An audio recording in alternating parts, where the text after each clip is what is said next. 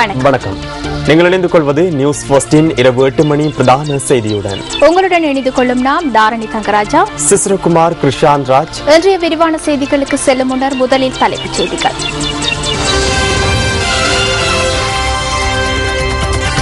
பொதுநலவாய நாடுகளின் செயற்பாடுகள் குறித்து கமலேஷ் சர்மா மற்றும் ஜனாதிபதிக்கு இடையில் கலந்துரையாடல்.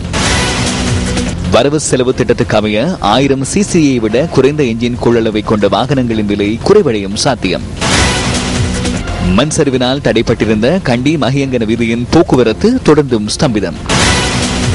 ஆசிய பரா விளையாட்டு விழாவில் வெற்றி பெற்ற வீர வீராங்கனைகளுக்கு MTV MBC தலைமையக வளாகத்தில் அமோக வரவேற்பு.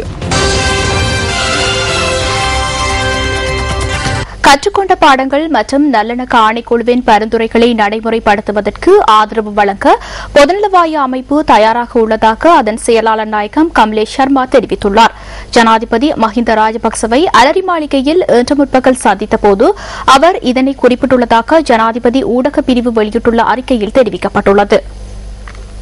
2013ஆம் ஆண்டு நவம்பர் மாதம் கொழும்பில் நடைபெற்ற பொதுநலவாய அமைப்பின் அரசு தலைவர்கள் மாநாட்டில் இணக்கப்பாடு எட்டப்பட்ட விடயங்களின் முன்னேற்றங்கள் தொடர்பில் அறிந்து கொள்ளும் வகையில் இந்த சந்திப்பு இடம்பெற்றது. பொதுநலவாய மாநாடு இடம்பெற்று ஒரு வருடம் கடந்துள்ள நிலையில் 2 வருடங்களுக்குள் திட்டமிடப்பட்ட அமைப்பின் பொறுப்புகள் தொடர்பில் பொதுநலவாய அமைப்பின் தலைவரான ஜனாதிபதி மஹிந்த ராஜபக்சவிற்கு இதன்போது தெளிவுபடுத்தப்பட்டுள்ளது.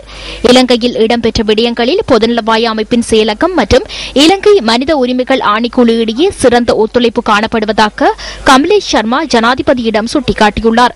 பொதுநலவாய இளைஞர் பேரவையின் நடவடிக்கைகளும் உரிய முறையில் முன்னெடுக்கப்படுவதாக கமலேஷ் சர்மா குறிப்பிட்டுள்ளார். இதேவேளை இலங்கைக்கு 5 நாட்கள் உத்தியோகபூர்வ விஜயம் மேற்கொண்டுள்ள பொதுநலவாய அமைப்பின் செயலாளர் நாயகம் கமலேஷ் சர்மா நேற்று வடபகுதிக்கு சென்றிருந்தமை குறிப்பிடத்தக்கதாகும். மண்மேடு சரிந்து வீழ்ந்தமையினால் பாதிக்கப்பட்ட கண்டி மகியங்கனை வீதியூடான போக்குவரத்து இன்னும் வழமைக்கு திரும்பவில்லை. எனவே மாற்று வீதிகளை பயன்படுத்துமாறு போலீசார் அறிவித்துள்ளனர். கண்டி மகியங்கனை A26 வீதியின் கலேகெலே பிரதேசத்தில் நேற்றிரவு 7:30 மணியளவில் மண்மேடு சரிந்து வீழ்ந்துள்ளது. இதன் காரணமாக 2 இடங்களில் இந்த வீதியூடான போக்குவரத்திற்கு இடையூறு ஏற்பட்டதுடன் 5 பஸ் வண்டிகளும் மேலும் சில வாகனங்களும் இந்த இடத்தில் சிக்கொண்டுள்ளது. இதன்போது பஸ் ஒன்று விபத்திற்குள்ளாகியுள்ளதுடன் அதில் பயணித்த ஒருவர் காயமடைந்துள்ளார். இடர் முகாமைத்துவ அதிகாரிகள், ராணுவம் மற்றும் போலீசாரின் உதவியுடன் இடிபாடுகளில் சிக்கியிருந்த பயணிகள் மீட்கப்பட்டனர். திடீரென வீதிக்கு சிறிய கற்கள் விழ ஆரம்பித்தன. பின்னர் சிறிது தூரம் செல்கையில் பாரிய மண்மேடு ஒன்று சரிந்து விழுந்தது. திரும்பிக் கொண்டு செல்ல முற்படுகையில் பின்புறமாகவும் மண்மேடு சரிந்து விழுந்தது. ஒரு மண்மேடு சரிந்து விழுந்து 5 அல்லது 10 நிமிடங்கள் செல்கையில் மற்றும் ஒரு மண்மேடு சரிந்து விழுந்தது. அதன்போது ஒருவர் அதில் சிக்கிக் கொண்டார். இரவு 8 மணி அளவில் வீதி அபிவிருத்தி அதிகார சபை மற்றும் போலீசார் என அனைவருக்கும் அறிவித்தோம். எனினும் RDA உறுப்பினர்கள் காலை 7 மணிக்கே வந்தனர். நேற்றிரவு இதனை அவர்கள் அப்புறப்படுத்தியிருந்தால் எமது வாகனங்களை வெளியே எடுத்திருக்கலாம்.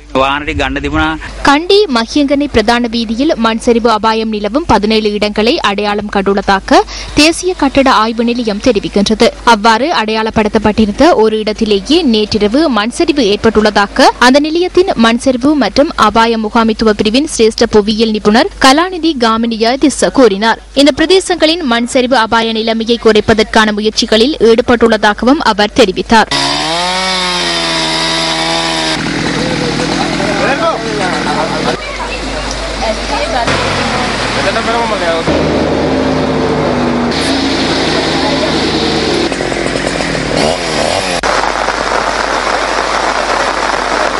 பண்டாரவளை பலகல தியாங்காவில பகுதியில் நேற்றிரவு 9 மணியளவில் மண் சரிவு ஏற்பட்டுள்ளது. இவ்வாறு ஏற்பட்ட மண் சரிவினால் வீடுகளுக்கு எந்தவித பாதிப்பும் ஏற்படாத நிலையில் வீடுகளுக்குள் வெள்ள நீர் உட்புகுந்துள்ளதாக எமது செய்தியாளர் தெரிவித்தார். தேங்காவில பகுதியில் தொடர்ந்து மண் சரிவு அபாயம் நிலவுகின்றமையினால் அந்த பகுதிகளில் உள்ள சுமார் 25 குடும்பங்களைச் சேர்ந்த 150 பேர் அச்சத்தில் உள்ளதாக எமது செய்தியாளர் குறிப்பிடுகின்றார். அத்துடன் குறித்த பகுதியில் இன்றும் கடும் மழையுடன் கூடிய வானிலை நிலவுகின்றது.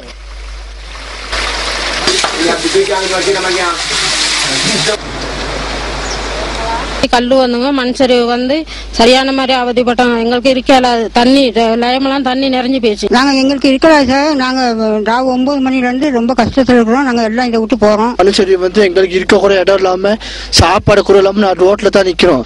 ஓட்டு கேட்கல மட்டும் வந்து கேட்க சொல்றாங்க. நாங்க உங்களுக்குன்ட்டு கடைசியா எங்களுக்கு யாருமே இல்லைன்னு தான் நாங்க சொல்றோம். இதேவேளை பதுலுஓயா பெருக்கெடுத்தமையினால் நேற்றிரவு பதுளை சுமணதிச கிராமம் நீரில் மூழ்கியுள்ளதுடன் பதுலுஓயாவிற்கு குறுக்காக அமைக்கப்பட்டிருந்த தற்காலிக பாலம் ஒன்று அடித்து செல்லப்பட்டுள்ளது. இதன் காரணமாக பிரதேசத்தில் சுமார் 20 வீடுகள் நீரில் மூழ்கியுள்ளதாக எமது பிராந்திய செய்தியாளர் கூறினார்.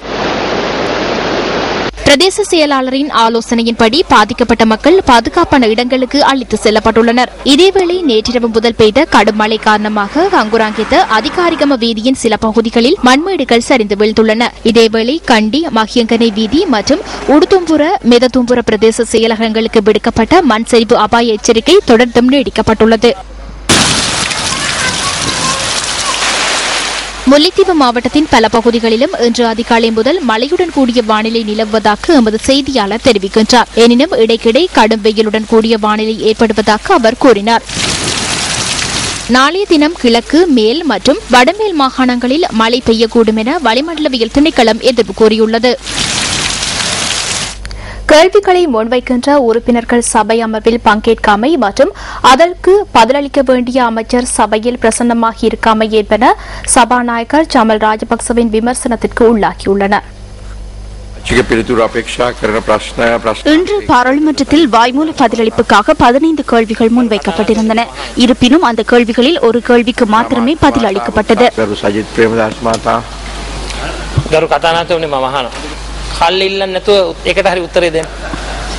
මේක දීර්ඝ ප්‍රශ්නයක්. ඒ නිසා ගරු ඇමතුමා සිටිය යුතුයි සතියක් කල්යන ලෝක වාර්තාව.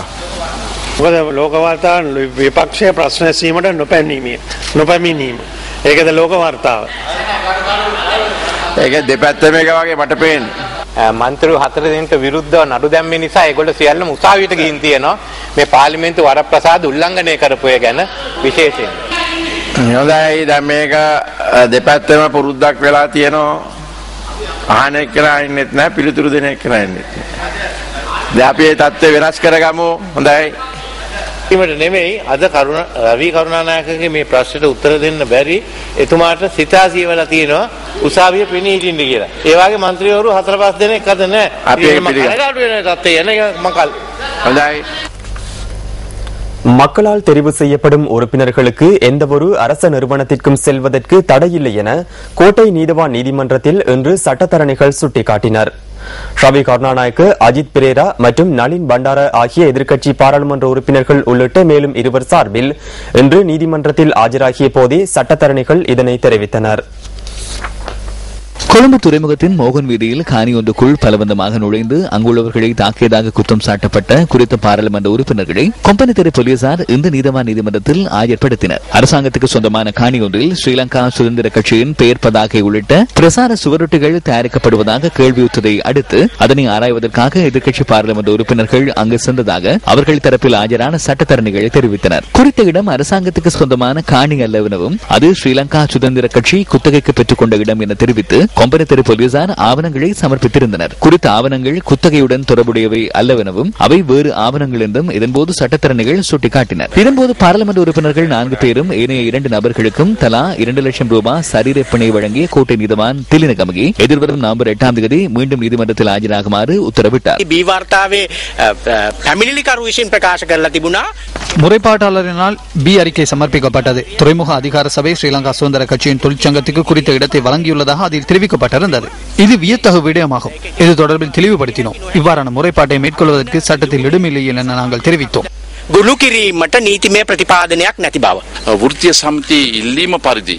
தொழிற்சங்கங்களின் வேண்டுகோளுக்கு இணங்க அங்கு என்ன நடக்கிறது என்பதை ஆராய்வதற்காக சென்றோம். ஆனால் பூட்டை உடைத்து உள்ளே சென்று நாங்கள் தாக்கியதாக கூறுகின்றனர். இந்த அரசாங்கத்தினால் இவ்வாறான பொய்களையே கூற முடியும். வேலை செய்வதாயின் ஏன் பூட்டப்பட்டிருக்க வேண்டும்? ஆகவே உண்மையை வெளிப்படுத்துங்கள். நாடளாவிய ரீதியில் எங்கு சென்றாயினும் இந்த விசாரணைகளை முன்னெடுக்குமாறு நாம் வலியுறுத்துவோம்.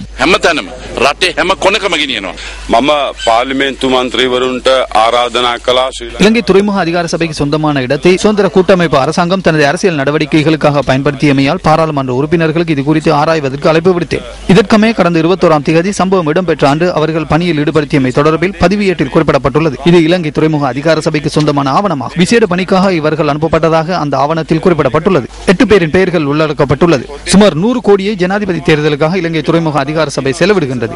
இது தொடர்பான ஆவணங்களை ஊடகங்களுக்கு என்னால் காண்பிக்க முடியும்.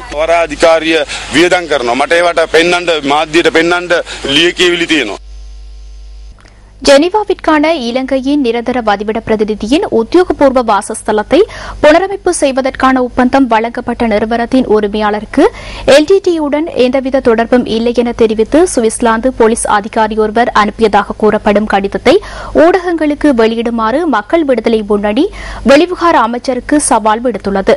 சுவிட்சர்லாந்தின் பெடரல் போலீசின் பியர் ஈவ்ஸ் ஹுகனன் இது தொடர்பில் தெளிவுபடுத்தி ஜெனீவா உயர்ஸ்தானிகர் அலுவலகத்தின் அதிகாரியொருவருக்கு கடிதம் ஒன்றை அனுப்பியுள்ளதாக வெளிவிவகார அமைச்சர் பேராசிரியர் ஜிஎல் பீரிஸ் அண்மையில் வெளியிட்ட அறிக்கையில் குறிப்பிடப்பட்டிருந்தது. ஜெனீவாவுக்கான இலங்கை நிரந்தர வதிவிட பிரதிநிதியின் உத்தியோகபூர்வ வாசஸ்தலத்தை புனரமைப்பு செய்வதற்கு ஒப்பந்தம் வழங்கப்பட்ட நபருக்கும் விடுதலை புலிகள் அமைப்புக்கும் இடையில் தொடர்பு இருப்பதாக சுவிஸ் புலனாய்வு பிரிவிற்கு எவ்வித தகவல்களும் கிடைக்கவில்லை என தெரிவித்து வெளிவிவகார அமைச்சர் பேராசிரியர் ஜிஎல் பீரிஸ் கடந்த 21ஆம் தேதி அறிக்கை ஒன்றை வெளியிட்டிருந்தார். குறித்த இல்லத்தை புனரமைப்பு செய்வதற்கான ஒப்பந்தம் 2009ஆம் ஆண்டு நவம்பர் மாதம் PT துரைராஜா என்பவருக்கு சொந்தமான சூரிச்சியில் உள்ள நிறுவனம் ஒன்றுக்கு வழங்கப்பட்டதாக அந்த அறிக்கையில் குறிப்பிடப்பட்டிருந்தது. இந்த விடயம் தொடர்பாக புனரமைப்பு பணிகள் மேற்கொள்ளப்பட்டு 3 வருடங்களின் பின்னர், அதாவது 2012ஆம் ஆண்டு ஏப்ரல் 12ஆம் தேதி அவ்வேளையில் ஜெனீவா உயர்ஸ்தானிகர் அலுவலகத்தின் ராஜதந்திர தூதுக்குழுவின் தலைவராக இருந்த யூ ஜௌஃபர் சுவிஸில் உள்ள பெடரல் புலனாய்வு சேவை பிரிவின் அதிகாரியான ஃபியரே ஹூகனனிடம் வினவியுள்ளதாக அமைச்சர் பேராசிரியர் ஜிஎல் பீரிஸ் தனது அறிக்கையில் குறிப்பிட்டிருந்தார். அதற்கு புலனாய்வு சேவை பிரிவு அதிகாரி பதில் வழங்கியுள்ளதாகவும் அதில் புனரமைப்பு பணிகளுடன் தொடர்புபட்ட நபர் விடுதலை புலிகளுடன் தொடர்பு கொண்டிருந்தமைக்கான எவ்வித தகவலும் சுவிஸ் புலனாய்வு பிரிவிற்கு பதிவாகவில்லை எனவும் அமைச்சர் கடந்த 21ஆம் தேதி வெளியிட்டிருந்த அறிக்கையில் குறிப்பிடப்பட்டிருந்தது. இதேவேளை சண்டே டைம்ஸ் பத்திரிகை இந்த விவகாரம் தொடர்பில் இலங்கைக்கான சுவிட்சர்லாந்து தூதுவர் ஆலயத்திடம் மின்னஞ்சல் மூலம் வினவியுள்ளது. சுவிட்சர்லாந்தின் கொள்கையின்படி விடுதலை புலிகள் அமைப்பு தடை செய்யப்படாத ஓர் அமைப்பாக இருப்பினும் நிதி சேகரிப்பு மற்றும் முறையற்ற விதத்திலான நிதி செயற்பாடுகள் தொடர்பில் விசாரணைகளை மேற்கொள்ள முடியும் என தூதுவர் ஆலயம் அந்த மின்னஞ்சல் செய்திக்கு பதில் வழங்கியுள்ளது. அத்துடன் ஜெனீவாவுக்கான இலங்கை நிரந்தர வதிவிட பிரதிநிதியின் உத்தியோகபூர்வ வாசஸ்தலத்தை புனரமைப்பு செய்த ஷெல்வா ஷூக் நிறுவனத்தின் உரிமையாளரான PT துரைராஜா அல்லது அந்த நிறுவனத்தின் எவராது ஒருவர் கைது செய்யப்பட்டுள்ளார்களா என்பது தொடர்பில் சுவிட்சர்லாந்து மற்றும் இலங்கை அதிகாரிகள் ஆராய்ந்து வருவதாக அதில் குறிப்பிடப்பட்டுள்ளது. எனினும் அதனுடன் தொடர்புபட்ட மற்றும் அந்த விசாரணைகளை மேற்கொள்ளும் அதிகாரிகளின் அடையாளங்களை ராஜதந்திர சட்டங்களின்படி வெளியிட முடியாது எனவும் சுவிட்சர்லாந்து தூதுவர் ஆலயம் சண்டே டைம்ஸ் பத்திரிகைக்கு பதில் வழங்கியுள்ளது. அமைச்சர் பேராசிரியர் ஜிஎல் பீரிஸுக்கு நாம் சவால் விடுக்கின்றோம். பொறுப்பு வாய்ந்த ஒரு அமைச்சர் என்ற வகையிலும் சர்வதேச விவகாரங்களுக்கு பொறுப்பான அமைச்சர் என்ற விதத்திலும் நாம் உங்களுக்கு இந்த விடயத்தை கூறுகின்றோம். நாம் இந்த அறிக்கையை வெளியிட்டதை போன்று நீங்களும் அந்த அறிக்கையை வெளியிடுங்கள். சுவிட்சர்லாந்தின் பெடரல் போலீசார் அது குறித்து உங்களுக்கு வழங்கியுள்ள அறிக்கையை பகிரங்கப்படுத்துங்கள். மின்னஞ்சலாக இருந்தால் அதன் பிரதியொன்றை வெளியிடுங்கள். அதே போன்று இந்த விவகாரம் தொடர்பில் ஊடகங்களுக்கு தகவல்களை வெளியிடுமாறு உங்கள் செயலாளருக்கு கூறுங்கள். பாராளுமன்றத்தில் கருத்து கூறுவதாக கூறிவிட்டு பத்திரிகைகளுக்கு நீங்கள் அறிக்கை வெளியிட்டதை போன்று அல்லாமல் உரிய முறையில் செயற்படுமாறு கூறுங்கள். அவ்வாறு செய்யாமல் இதிலிருந்து விலகிச் செல்ல தயாராக வேண்டாம். இது ஒரு பாரிய பிரச்சனை. මහාචාර්ය ජීඑල් පීරිස් මහතා මම දැක්ක මේ සම්බන්ධයෙන් නිවැරදි කිරීමක් හැටියට එතුමා ප්‍රකාශයක් කළා තිබුණා. இந்த விடயத்தை சரிப்படுத்தும் வகையில் பேராசிரியர் ஜிஎல் பீரிஸ் அறிக்கை வெளியிட்டிருந்தார். அந்த அறிக்கையை வாசித்து பாருங்கள். அதில் தெளிவாக ஒரு விடயம் புலப்படுகின்றது. வெளிவிவகார அமைச்சின் செயலாளர் ஷெனுகா செனிவிரத்ன தவறிழைக்கவில்லை என அவர் கூற முயற்சி செய்கின்றாரே தவிர இந்த கொடுக்கல் வாங்கல் இடம்பெறவில்லை என கூறவில்லை. இந்த கணக்காய்வு அறிக்கையை பாருங்கள். இந்த கணக்காய்வு அறிக்கையை அரசாங்கத்தின் கணக்காய்வு திணைக்களத்தின் உயர் அதிகாரிகள் 3 தயாரித்துள்ளனர். ஆகவே இந்த அறிக்கையை பார்க்கின்ற போது இதில் ஒரு சந்தேகம் தெளிவாக எழுகின்றது. நாட்டின் பணத்தை செலவு செய்துள்ள இந்த கொடுக்கல் வாங்கல் ஒரு பாரிய பிரச்சனையாகும். எனவே ஷெனுகா செனிவிரத்ன இதிலிருந்து விலகிச் செல்ல முடியாது. இந்த அறிக்கையை பார்க்கின்ற போது வெளிவிவகார அமைச்சின் செயலாளர் ஷெனுகா செனிவிரத்ன நேரடியாக தொடர்பட்டுள்ளமை தெளிவாக தெரிகின்றது. ஆகவே இதிலிருந்து அவரை பாதுகாக்க அரசாங்கம் முயற்சி செய்கின்றது. මැදිහත් වෙලා තිබෙනවා කියන එක මේ වාර්තාව අනුව පේනවා. ඇය ගලවා ගැනීමට අන්න උත්සාහ කරනවා. இதேவேளை இதுபோன்ற கொடுக்கல் வாங்கல்கள் காரணமாக நாட்டின் பணம் செலவு செய்யப்படும் விடயத்தில் பொதுமக்கள் எந்தளவு நம்பிக்கை கொள்வார்கள் என ஐக்கிய தேசிய கட்சியின் பொதுச் செயலாளர் திஸ்ஸாத் நாயக்க இன்று பாராளுமன்றத்திலும் கேள்வி எழுப்பினார். 2015 ஆண்டுக்கான வரவு செலவு திட்டத்தின் 2ஆம் வாசிப்பு விவாதத்தின் 2வது நாள் இன்றாகும். இந்த முறை வரவு செலவு திட்டம் பழைய வரவு செலவு திட்டத்தின் பிரதி ஒன்று என விவாதத்தை ஆரம்பித்து ஐக்கிய தேசிய கட்சியின் பாராளுமன்ற உறுப்பினர் கபீர் ஹாஷிம் குறிப்பிட்டார். இது ஒரே பாடலாகும். 2015 ஆண்டில் வரவு செலவு திட்டம் அந்த பாடலுக்கு துள்ளல் இசை சேர்த்துள்ளது. பழைய வரவு செலவு திட்டத்தை எடுத்து அவற்றை பிரதி செய்துள்ளனர். ஒரே விடயம்தான்.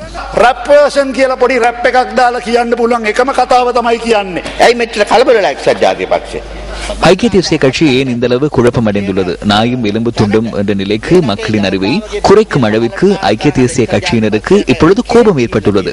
நீங்கள் எதிர்பாராத அளவில் மக்களுக்கான வேலை திட்டம் இந்த வரவு செலவு திட்டத்தில் முன்வைக்கப்பட்டுள்ளன. இந்த வரவு செலவு திட்டத்தை பார்க்கிற பொழுது ஒன்று தெளிவாக தெரிகிறது. வாக்குறுதிகளும் சலுகைகளும் மக்களுக்கு அள்ளி வழங்கப்பட்டிருக்கிறது. ஆனால் இங்கு வேலையின்மை என்பது இந்த நாட்டிலே உச்சத்தை தொட்டிருக்கிறது. வடக்கிலும் கிழக்கிலும் எந்த ஒரு தொழிற்சாலை ரீதியான கைத்தொழில் ரீதியான உற்பத்திகளுக்கு இந்த வரவு செலவு திட்டத்திலே சொல்லப்பட்டிருக்கிறது என்பதை நாங்கள் குறித்து பார்க்க வேண்டும். காங்கேசன்துறை சீமெந்து ஆலை இயங்குவது பற்றி, அதனை விட யுத்தம் முடிந்து 6 ஆண்டுகளாக போகிறது, அதை பற்றி இந்த வரவு செலவு திட்டங்களில் எதுவும் பேசப்படவில்லை. பரந்தன் ரசாயன கூட்டுத்தாபனம் இப்பொழுதும் ராணுவ முகாமாக இருக்கிறதை தவிர அதனை இயக்குவது பற்றி எந்த ஒரு வரவு செலவு திட்டத்திலும் முன்மொழியப்படவில்லை. ஆனையிறவு உப்பளம் செயல்படுத்தப்படுவதாக அந்த அமைச்சினால் சொல்லப்படுகிறது. ஆனால் அது சம்பந்தமான கூறு விலைகளோ அது சம்பந்தமான செயல்பாடுகளோ மக்களுக்கு வெளிப்படையாக சொல்லப்படவும் இல்லை. வேலை வாய்ப்புகளும் உருவாக்கப்படவில்லை. ஸ்கந்தபுரம் சீனி தொழிற்சாலை, ஒட்டி சுட்டான் ஓட்டு தொழிற்சாலை என்பன கூட இயங்க முடியாமல் கிடப்பிலே போடப்பட்டிருக்கின்றன. இந்த வடக்கு கிழக்கில் இருக்கிற இந்த தொழிற்சாலைகளை இயக்குவதற்கு நடைபெற்று முடிந்த 2005 ஆண்டிலிருந்து நான் சுனாமியோடும் யுத்தத்தோடும் இந்த நாட்டை பொறுப்படுத்தேன் என்று சொல்லுகிற நிதியமைச்சர் ஜனாதிபதி அவர்கள் இந்த தொழிற்சாலைகளை இயக்குவது பற்றிய ஏதாவது ஒரு முன்மொழிவுகளை இந்த வரவு செலவு திட்டங்களில் முன்வைத்ததாக நாங்கள் காண முடியவில்லை. இதேவேளை தமிழ் மக்களுக்கான சமஷ்டி தீர்வு மற்றும் சுயநிர்ணய உரிமை போன்ற விடயங்களை வரலாற்றில் முதன்முறையாக சிங்கள தலைவர்களே முன்மொழிந்ததாகவும் தமிழ் தேசிய கூட்டமைப்பின் பாராளுமன்ற உறுப்பினரான எஸ் ஸ்ரீதரன் இதன்போது தெரிவித்தார். மிக தெளிவாக எங்களுடைய கட்சி சொல்லி இருக்கிறது. இந்த நாட்டிலே இருக்கிற தமிழர்களுடைய 70-80 வருஷங்களாக பொறையோடி போயிருக்கிற இந்த பிரச்சனைக்கு தமிழர்களுக்கு ஒரு அரசியல் தீர்வு, அது ஒரு நீடித்து நிலைக்கக்கூடிய கௌரவமான நிரந்தரமான ஒரு தீர்வை முன்வையுங்கள் என்று. இலங்கையில் முதலில் சமஷ்டி பற்றி பேசியவர்கள், தனிராட்சியம் பற்றி பேசியவர்கள் தமிழர்கள் அல்ல, சிங்களவர்களே. பின் நாட்களில் சிங்கள சார்பு ஸ்ரீலங்கா சுதந்திர கட்சியை தோற்றுவித்து பிரதமராக வந்த எஸ்.டபிள்யூ.ஆர்.டி. பண்டார் நாயக்கா தான் சமஷ்டி என்ற சொல்லை முதலில் பிரேரித்தார். 1926 சிலோன் மார்னிங் லீடர் பத்திரிகையில் 6 கட்டுரைகளை எழுதியும் யாழ்ப்பாணத்தில் பொது உரையில் அது பற்றி குறிப்பிடப்பட்டும் அவ்விடயத்தை அவர் முன்வைத்தார். சுய நிர்ணய உரிமையுடன் தனியான தேசத்தவர்களாக தமிழர்கள் அங்கீகரிக்கப்பட வேண்டும் என்ற விடயத்தை முதலில் முன்வைத்தது ஒரு தமிழ் கட்சி அல்ல, இலங்கை கம்யூனிஸ்ட் கட்சி தான். இலங்கையிலே ஒரு சமஷ்டி அடிப்படையில் தமிழ் மக்களுக்கு ஒரு தீர்வு வழங்கப்பட வேண்டும் என்கிற விடயம் 1926 சிங்கள தலைவர்களால் கூட ஏற்றுக்கொள்ளப்பட்டிருக்கிறது. அவர்களால் தான் இந்த விடயங்கள் முதல்ல முன்வைக்கப்பட்டிருக்கிறது. තේ රබර් පොල් කුරුඳු කොකෝව ගම්මිරිස් මුම් මෑ කව්පි අබ මිනේරි කුරක්කන් තල අඹ කායට අඹ දෙයි කායට දෙයි දොඩම් කායට. பழங்கள் மற்றும் உபதானிய பொருட்கள் அடங்கிய பாரிய வலயத்தை அமைக்க நடவடிக்கை எடுத்து வருகிறோம். 2012 வரையிலான காலப்பகுதியில் கிராமிய மக்களின் உற்பத்திகள் அதிகரித்துள்ளன. அவற்றுக்கான நிதி அந்த மக்களிடமே சென்றுள்ளது. කාරණා කටයුතු සකස් කරගෙන යනවා. 2000 රැකියා අවස්ථා දෙනවා කියන එක 2000 தொழில் வாய்ப்புகள் வழங்கப்படும் என்பதனை இந்த கேரட் கிழங்கில் காட்ட முடியும். இளைஞர்களுக்கு வழங்கப்பட்டுள்ள உறுதிமொழிகள் இந்த கேரட்களுக்கு சமமானதாகும். ஆனால் இதனை கொடுத்து இளைஞர்களை ஏமாற்ற முடியாது. මෙතුවා මේ කැරට් වල පෙන්නන අපි 52000ක් තරුණ තරුණියන්ට උපාධාරින්ට රැකියා ලබා දෙනවා කියනකොට මෙතුමාලා කිව්වා එහෙම කරන්න බෑ කියලා. නඩු දැම්ම උසාවි දුන්නු වැඩක් නෑ. මේ සභාවට විවිධ දේවල් ගේන්න බෑ මන්ත්‍රීට. பாராளுமன்றத்துக்கு அனாவசிய பொருட்களை கொண்டு வர முடியாது. பாதுகாப்பு தரப்பினர் எவ்வாறு அனுமதித்தனர் என்று தெரியவில்லை. வெடிகுண்டுகளையும் கொண்டு வர முடியும். இது எமது பாதுகாப்பு தொடர்பான பிரச்சனையாகும். එම කරුණ සම්බන්ධයෙන් සොයා බලන ලෙස මා නියෝග කරනවා. வரவு செலவு திட்டத்தில் மேற்கொள்ளப்பட்ட வரி திருத்தங்களினால் வேன்களின் விலை சுமார் 10 லட்சத்தினால் வீழ்ச்சியடையும் என இலங்கை வாகன இறக்குமதியாளர்கள் சங்கம் தெரிவிக்கின்றது. வாகன இறக்குமதியின் போது காணப்பட்ட 5 வரிகளுக்கு பதிலாக இம்முறை வரவு செலவு திட்டத்தில் உற்பத்தி வரி ஒன்று மாத்திரமே அறிமுகம் செய்யப்பட்டுள்ளது. இதற்கு அமைவாக வேன் இறக்குமதிக்காக அறவிடப்பட்ட 152 வீத வரி 98 வீதமாக குறைவடைந்துள்ளதாக வாகன இறக்குமதியாளர்கள் சுட்டிக்காட்டியுள்ளனர். புதிய வரிக்கு அமைவாக IX ரக வேன் 10 தொடக்கம் 12 லட்சம் ரூபாய் வரையில் குறைவடையும். பொதுவாக பிளட்ரூப் ரக வேனின் விலை 50 தொடக்கம் 55 லட்சமாக காணப்படும். ஹைரூப் ரக வாகனம் 65 தொடக்கம் 75 லட்சம் விலையில் காணப்படும். ஏனைய ரக வேன்களின் விலை 5 தொடக்கம் 10 லட்சம் ரூபாய் வரை வீழ்ச்சியடையும் என்று இந்திக சம்பத் மெரிஞ்சிகே மேலும் தெரிவித்தார். இதேபோன்று சிறிய வாகனங்களுக்கான விலைகளும் வீழ்ச்சியடையும் என்று வாகன இறக்குமதியாளர்கள் சுட்டிக்காட்டுகின்றனர். ஹைபிரிட் ரக வாகனங்களின் விலை மாற்றத்தை இம்முறை காண முடியவில்லை. ஆனால் இந்தியா மற்றும் சீனா ஆகிய நாடுகளிலிருந்து இறக்குமதி செய்யப்படும் 1000 cc சிறிய ரக வாகனங்களின் விலை 2 அல்லது 3 லட்சத்தால் குறைவடையும். எவ்வாறாயினும் பெரும்பாலான வாகனங்களின் விலையில் பாரிய மாற்றங்கள் காணப்படவில்லை என வாகன இறக்குமதியாளர்கள் தெரிவித்துள்ளனர். ஆனால் இன்று பல பிரச்சனைகள் காணப்படுகின்றன. இறக்குமதி விலைக்கேற்ப வெட் வரி செலுத்துகின்றோம். இந்த வெட் வரி தொடர்பில் தெளிவான கொள்கை இன்னும் முன்வைக்கப்படவில்லை. இந்த வரிக்கான செலவுகள் காணப்படாவிட்டால் வாகனங்களின் விலை எதிர்காலத்தில் குறைவடைய வேண்டும். ஆனால் வெட் வரிக்கான தொகையை பெற்றுக்கொள்ள முடியாவிட்டால் வாகனங்களின் விலை குறிப்பிட்ட அளவால் அதிகரிக்கும். இதேவேளை வெளிநாடுகளில் உள்ள இலங்கை பணியாளர்களுக்கு வாகன இறக்குமதிக்கான வரிச்சலுகை இம்முறை வரவு செலவு திட்டத்தில் அறிவிக்கப்பட்டுள்ள போதிலும் இது தொடர்பில் இதுவரையில் உறுதியான நடைமுறைகள் வெளிப்படுத்தப்படவில்லை என இலங்கை மோட்டார் வாகன இறக்குமதியாளர் சங்கம் மற்றும் இறக்குமதியாளர்கள் தெரிவிக்கின்றனர். பெட்ரோலிய கொள்வனவில் மோசடி இடம்பெறுவதாக ஐக்கிய தேசிய கட்சியின் பொதுச் செயலாளர் திஸ்ஸ அத்தநாயக்க தெரிவிக்கின்றார். இன்று நடைபெற்ற ஊடகவியலாளர் சந்திப்பில் கலந்து கொண்டு உரையாற்றிய போதே அவர் இதனை குறிப்பிட்டார். எரிபொருள் விலையில் மிகப்பெரிய மோசடி ஒன்றை அரசாங்கம் செய்கின்றது. எதிர்வரும் 1.5 வருடங்களுக்கான எரிபொருள் கொள்வனவு செய்வதற்கான புதிய உடன்படிக்கை ஒன்றை கைச்சாத்திட உள்ளனர். இந்த உடன்படிக்கை 2 சர்வதேச நிறுவனங்களுடன் ஏற்படுத்திக் கொள்ளப்பட உள்ளது. பெட்ரோ வைனா இது சிங்கப்பூரை தளமாக கொண்ட நிறுவனம். இந்த நிறுவனம் குறித்து நீங்கள் அறிவீர்கள். கடந்த ஆண்டு 30,000 மெட்ரிக் டன் எடையுடைய தரம் குறைந்த எரிபொருளை கொண்டு வந்து தடை செய்யப்பட்ட நிறுவனமே அது. மற்ற நிறுவனத்தின் பெயர் எம்ரெட் தேசிய எரிபொருள் நிறுவனம். தற்போதுள்ள விலையிலேயே எதிர்வரும் 1.5 வருடங்களுக்கான எரிபொருளை கொள்வனவு செய்வதற்கான உடன்படிக்கையை இவர்கள் கைச்சாத்திட உள்ளனர். இந்த நிறுவனங்கள் இரண்டும் இணக்கப்பாட்டிற்கு அமைய கையொப்பமிட உள்ளன. இந்த உடன்படிக்கை கைச்சாத்திடப்படுவதன் ஊடாக எமக்கு கிடைக்கும் நன்மை என்னவென்பதையே நாம் வினவுகின்றோம். இந்த விடயம் குறித்து பெட்ரோலிய வளத்துறை அமைச்சு இவ்வாறு பதிலளித்தது. அந்த 2 நிறுவனங்களிலும் எண்ணெய் கொள்வனவு நடவடிக்கையை முன்னெடுத்து வந்துள்ளோம். ஆகவே எவ்விதமான பிரச்சனையும் இன்றி அந்த 2 நிறுவனங்களும் எமக்கு எண்ணெய் விநியோகத்தை மேற்கொண்டு வந்தது. நியாயமான விலையில் தான் வழங்கினார்கள். அவற்றுக்கான விலையை பெட்ரோலிய கூட்டுத்தாபனம் தீர்மானிக்கவில்லை. மாறாக அதற்கான குழுவே அந்த நடவடிக்கைகளை முன்னெடுத்துள்ளது. இதன்போது யோசனைகள் முன்வைக்கப்பட்டுள்ளது. அத்துடன் இது தொடர்பான தொழில்நுட்ப பிரிவு கொள்வனவு தொடர்பில் அமைச்சரவையின் விதிகளுக்கு அமைவாக நடவடிக்கை எடுத்து அதன் பின்னர் அந்த குழுவினரால் மீண்டும் அமைச்சரவைக்கு அனுப்பி அனுமதி கிடைத்தால் மாத்திரமே அந்த கொள்வனவு நடவடிக்கையை முன்னெடுக்க முடியும். ஆசிய பரா விளையாட்டு விழாவில் வெற்றி பெற்ற இலங்கை குழாமை கௌரவிக்கும் நிகழ்வொன்று MTV MBC ஊடக வலையமைப்பின் பிரதான அலுவலக வளாகத்தில் இன்று நடைபெற்றது. தென்கொரியாவில் நடைபெற்ற ஆசிய பரா விளையாட்டு விழாவில் இலங்கைக்கு 1 தங்கப்பதக்கம் உட்பட 14 பதக்கங்கள் கிடைத்தன. கொழும்பு 2 பிரேப்ரூக் பிளேஸில் அமைந்துள்ள MTV MBC தலைமையக வளாகத்தில் நடைபெற்ற இந்த கௌரவிப்பு நிகழ்வில் ஆசிய பரா விளையாட்டு விழாவில் பங்கேற்று வெற்றி பெற்ற இலங்கை குழாத்தினர் கேபிட்டல் மகாராஜா நிறுவனத்தின் ஊழியர்களினால் வரவேற்கப்பட்டனர். வெற்றி பெற்ற வீர வீராங்கனைகளுக்கு இதன்போது செங்கம்பழ வரவேற்பு அளிக்கப்பட்டதுடன் முன்னாள் டெஸ்ட் கிரிக்கெட் தலைவர் அர்ஜுன ரணதுங்க, ஒலிம்பிக் வெற்றி வீராங்கனையான சுசந்திகா ஜெயசிங்க, தமயந்தி தர்ஷா மற்றும் பிரபல கலைஞர்களும் இதன்போது பிரசன்னமாக இருந்தனர். அத்துடன் இலங்கை பரா ஒலிம்பிக் குழுவின் தலைவர் பிரிகேடியர் ரஜித் அம்பே மொஹட்டி உள்ளிட்ட அதிகாரிகளும் இதன்போது பிரசன்னமாக இருந்தனர்.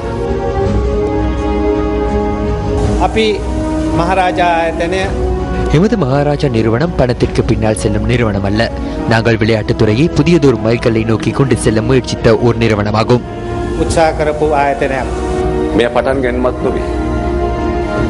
இது ஆரம்பம் அல்ல. நாங்கள் ஆரம்பித்து சிறிது காலமே ஆகின்றது. நாங்கள் ஏதேனும் ஒரு இடத்தில் இருக்கின்றோம்.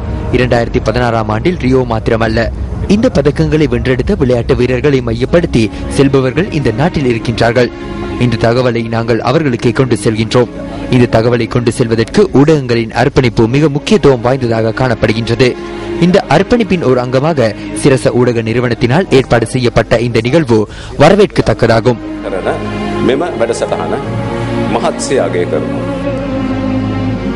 பரா விளையாட்டு விழாவில் வெற்றி பெற்ற வீர வீராங்கனைகளை கௌரவித்து ஸ்போர்ட்ஸ் ஃபெஸ்ட் பிளாட்டினம் விருது வழங்கும் விழாவினை முன்னிட்டு விசேட விருதுகளும் வழங்கப்பட்டன. வெற்றி பெற்ற வீர வீராங்கனைகளுக்கு ஸ்போர்ட்ஸ் ஃபெஸ்ட் இஸ்லோன் மற்றும் ஐசிஎல் மார்க்கெட்டிங் நிறுவனங்களினால் 1 லட்சம் ரூபாய் பணமும் பரிசில்களும் வழங்கப்பட்டன.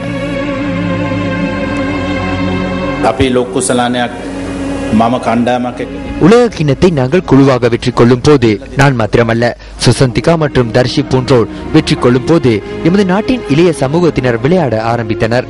அனைவருக்கும் கிரிக்கெட் விளையாட வேண்டிய நிலை ஏற்பட்டது. அனைவரும் ஓட்ட போட்டிகளில் பங்கு பெற்ற வேண்டிய நிலையும் ஏற்பட்டது.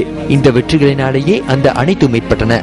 இந்த இடத்தில் உள்ள வீர வீராங்கனைகள் அந்த நிலைக்கு இன்று தள்ளப்பட்டுள்ளனர்.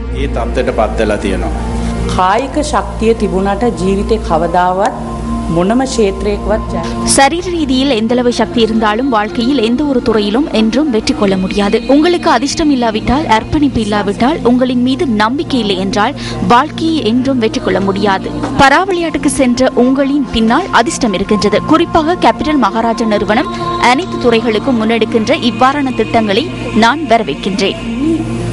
අප්‍රතිහත අධිෂ්ඨානය විශේෂයෙන්ම සිරස මහරජා සමූහ ව්‍යාපාරය හැම ක්ෂේත්‍රයකම කරන්නා වූ මෙහෙවරට මම ඉතාමත් ගෞරව කරනවා. හැංගිච්ච අපේ දරුවෝ විශේෂයෙන් மறைந்திருக்கும் உங்களை போன்ற பலர் இருக்கின்றனர். சிலரை நாம் அறிவோம், சிலரை நாம் அறிந்திருக்க மாட்டோம். உங்களை இந்த நாட்டிற்கும் ஆசியாவிற்கும் சர்வதேசத்திற்கும் அறிமுகப்படுத்த சிரச ஊடக வேலையமைப்பு முன்னெடுத்த இந்த கௌரவிப்பு நிகழ்விற்கு நான் உண்மையிலேயே நன்றியை தெரிவித்துக் கொள்கின்றேன். මේ සිරස ආයතනය උත්සාහ කරපු එක ගැන, ඒ වගේම සිරස ආයතනය අද දින ඔබව ඇගීමක ගැන විශේෂයෙන්ම ස්තුතිවන්ත වෙනවා. ஆசிய பரா விளையாட்டு விழாவில் அமரா இந்துமதி, துமிர மதுரங்க எல்விஸ், லைனல் தர்மசிறி, சங்ககுமார, உப்புல் இந்திக சூலதாச, தினேஷ் தேசப்பிரிய மற்றும் பிரதீப் சஞ்சய் ஆகியோர் வெண்கலம் மற்றும் வெள்ளி பதக்கங்களை சுவீகரித்தனர். அனில் பிரசன்ன ஓர் தங்க பதக்கத்தையும் 2 வெள்ளி பதக்கங்களையும் வெற்றி கொண்டார். இம்முறை தென்கொரியாவில் நடைபெற்ற ஆசிய பரா விளையாட்டு விழாவில் இலங்கை குழாம் 1 தங்க பதக்கத்தையும் 6 வெள்ளி பதக்கங்களையும் 7 வெண்கல பதக்கங்களையும் பெற்று மொத்தமாக 14 பதக்கங்களை சுவீகரித்திருந்தமை குறிப்பிடத்தக்கதாகும். சிரச ஊடக வலையமைப்பினால் முன்னெடுக்கப்பட்ட இந்த விடயத்தை எண்ணி நான் மகிழ்ச்சி அடைகின்றேன். மறைந்திருக்கும் எம்மை போன்ற வீரர்களை சர்வதேசத்திற்கு காண்பிக்க ஊடகம் ஒன்று முன்னெடுக்க இவ்வாறான திட்டங்களினால் எம்மை போன்றோருக்கு வெற்றிகரமான பயணம் ஒன்றை முன்னெடுக்க முடியும். இவ்வாறான விடயங்களை வரவேற்கும் திட்டங்களை சிரச முன்னெடுக்கின்றது. இவ்வாறான நிகழ்ச்சிகளை செய்கின்றமையினால் பார்த்துக் கொண்டிருக்கும் வீரர்கள் இலங்கைக்கு மேலும் பல பதக்கங்களை கொண்டு வர முயற்சிப்பார்கள். இந்த சந்தர்ப்பத்தை அணி மகிழ்ச்சி அடைகின்றேன். சிரச ஊடக நிறுவனத்தின் முகாமைத்துவம் உள்ளிட்ட அனைவருக்கும் நன்றியை தெரிவித்துக் கொள்கின்றேன்.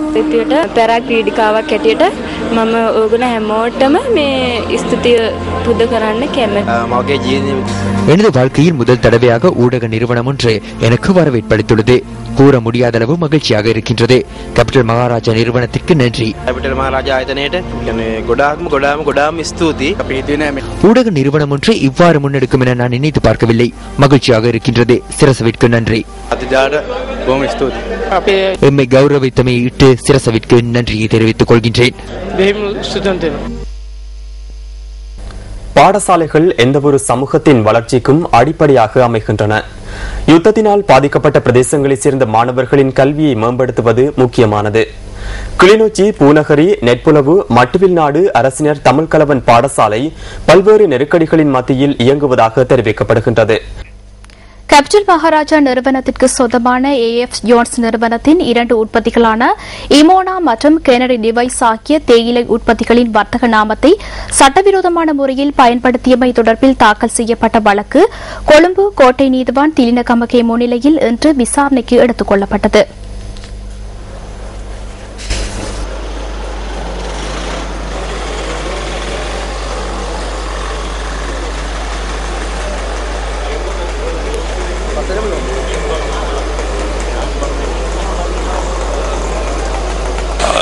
අද දින මේ නඩුවේ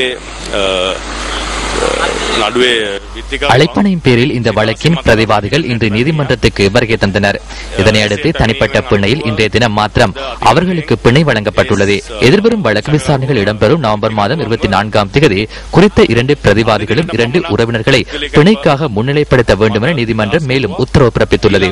அத்துடன் பிரதிவாதிகள் கிராம உத்தியோகத்தர்களின் சான்றிதழ்களை நீதிமன்றத்தில் சமர்ப்பிக்குமாறும் உத்தரவு பிறப்பிக்கப்பட்டுள்ளது. அதனைத் தவிர பிரதிவாதிகள் சட்ட விளக்கங்களை எழுத்து மூலம் நீதிமன்றத்துக்கு சமர்ப்பித்தனர்.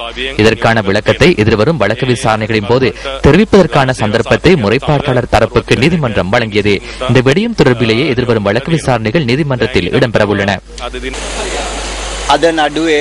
மகாராஜா சங்கிதானிய வழக்கின் முறைப்பாட்டாளர் தரப்பான மகாராஜா நிறுவனம் கொழும்பு வணிக நீதிமன்றத்தினால் விசாரிக்கப்பட்டு வரும் வழக்கொன்றில் இடைக்கால தடையுத்தரவு கோரியுள்ள விடயம் குறித்து நீதவானுக்கு அறிவிக்காது சோதனை நடத்துவதற்கான உத்தரவு மற்றும் அழைப்பாணையை பெற்றுக் கொண்டுள்ளது. இதன் காரணமாக இந்த அழைப்பாணையை மீண்டும் விடுவிக்குமாறு விண்டேஜ் டீ நிறுவனம் சார்பாக நாம் கோரிக்கை விடுத்துள்ளோம். அந்த கோரிக்கையை நீதவான் ஏற்றுக்கொண்டு அது தொடர்பில் எழுத்து மூல ஆட்சேபனை இருப்பின் 1 மாத காலத்திற்குள் அதனை தாக்கல் செய்யுமாறு மகாராஜா நிறுவனத்திற்கு அறிவிக்கப்பட்டுள்ளது.